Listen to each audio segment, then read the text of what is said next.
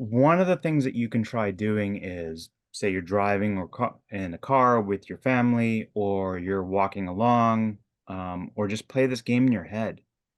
What will I do if this happens? You're stopped at a stoplight. There's a train. What happens if the train stops in front of you and breaks down?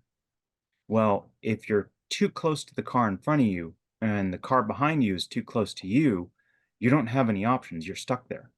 But if you give yourself a little bit of room in front of you and the person behind you gives you a little room, or even if they don't, you have enough room to maybe turn around and get out of there. What happens if that train stops, but it flips over and crashes and sets the cars in front of you on fire? You want to get out of there really badly.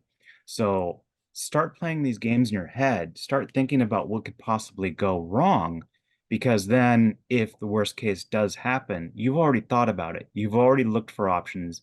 You've hopefully given yourself some options, created options, and now you can do something about it because you've already thought about the possibility.